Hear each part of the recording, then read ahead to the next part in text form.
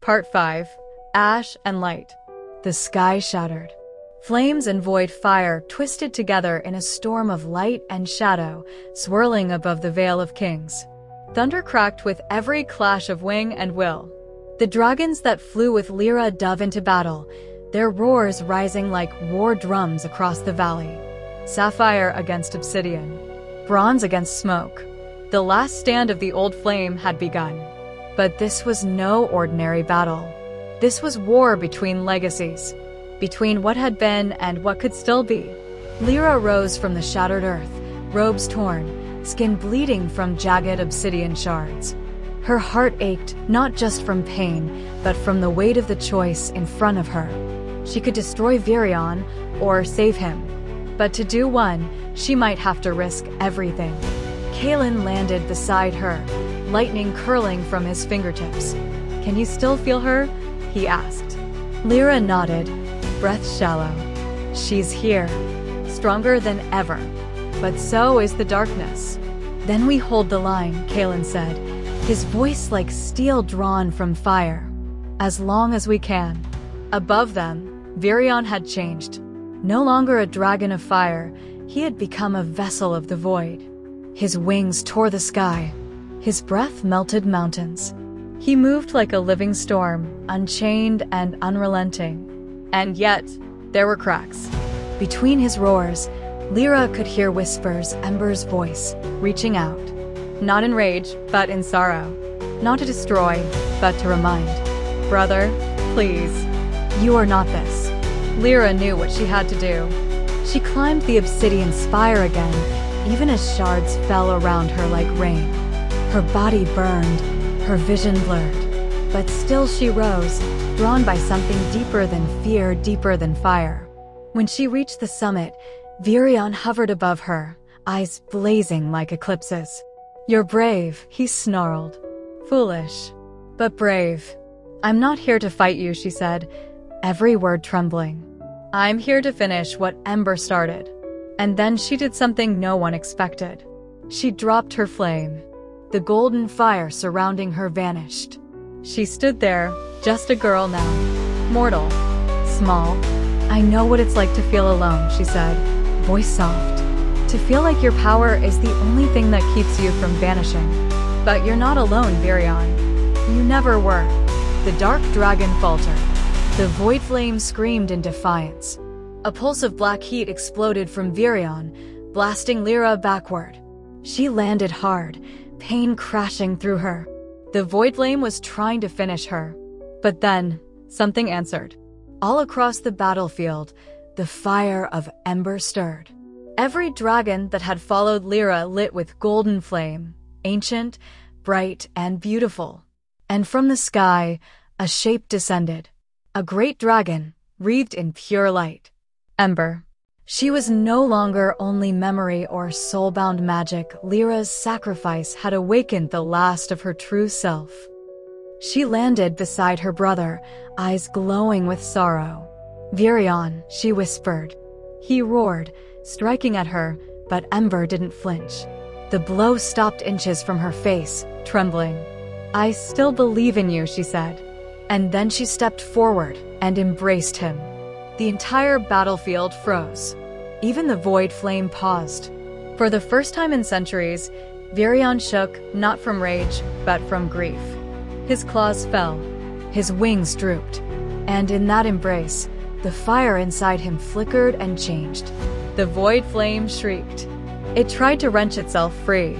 But Lyra, still alive, still burning with emberlight, rose one last time. She raised her hand and summoned the full flame of the heart.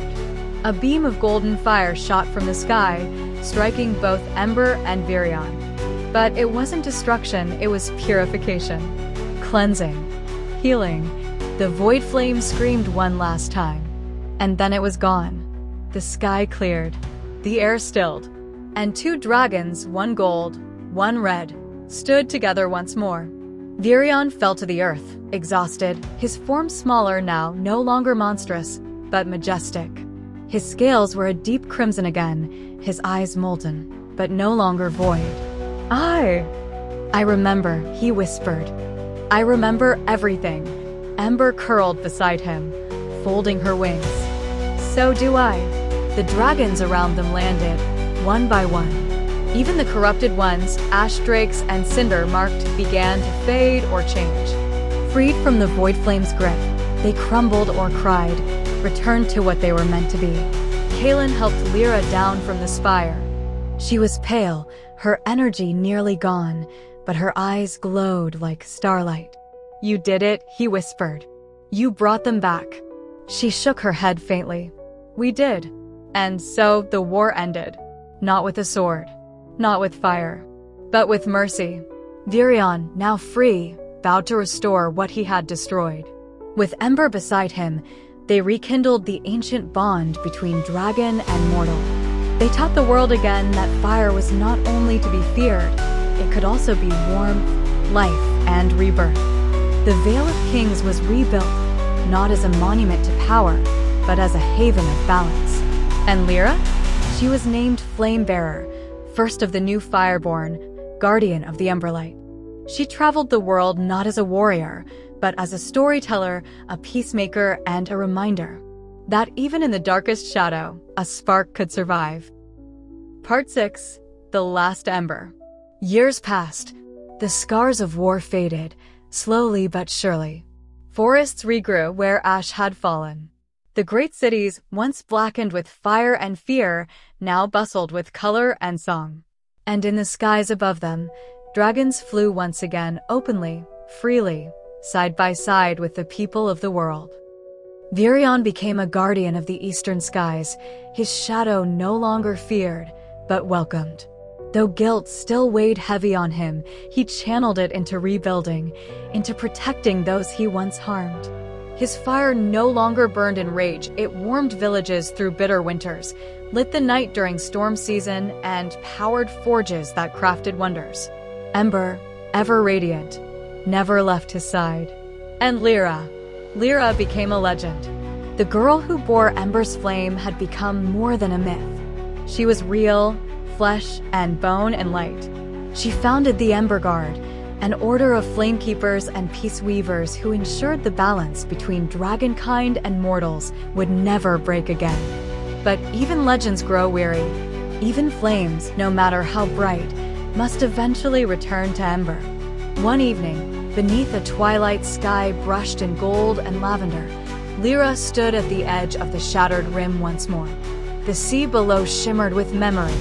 Nerith, the wind WRM, rested beside her, feathers ruffled by the breeze. Kaelin approached slowly, older now, his once scorched robes embroidered with silver flame. You always come here when you're thinking of her.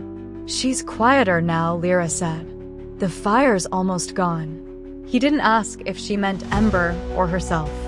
He knew. The connection that once blazed like a star had dimmed. Ember's power had returned to its source, back to the soul that had birthed it. Lyra had never been meant to keep it forever. She had always known this day would come. What will you do when it's gone? Kaelin asked. She smiled softly. Live. Just live. No throne. No temple. No war. Just peace. A strange thought after so much fire. That night, the stars sang. It was an old magic older than even dragonkind. The world itself seemed to pause, holding its breath, as if waiting for something sacred to end. Lyra built one last fire. No magic, no gold flame, just kindling, bark, and a spark from flint. She sat beside it, hands outstretched, watching the embers glow. And when she closed her eyes, she felt her again. Ember, but not as a dragon, not as a warrior, as a presence, warm, whole, at peace. You carried me farther than I ever dreamed, Ember whispered.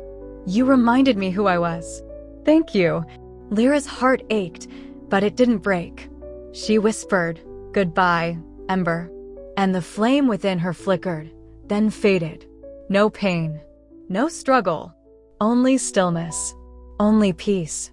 When Kaelin found her the next morning, Lyra was sitting upright, hands folded, eyes closed. The fire beside her had burned down to soft ash. A smile touched her lips.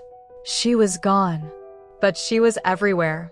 In the wind, in the warmth of a hearth, in the dance of flame beneath starlight. Years turned to decades. Children grew up hearing stories of the flame bearer who saved the world not with war, but with compassion. They played pretend with golden capes and wooden dragons. They wrote songs and carved runes and whispered her name in candlelit rooms. And every year, on the longest night, people across the lands lit a single fire in her honor. No magic, just a flame. And in that moment, the world remembered her not as a hero, but as a spark that never truly went out. Epilogue, a new flame. In the heart of the whispering wastes, long after Lyra's passing, a child was born under strange stars. She was quiet, bright-eyed, her skin warm to the touch, even as a newborn. And sometimes, when she cried, the embers in the hearth flickered and flared. The cycle begins again. Because fire, no matter how far it fades, always finds its way home.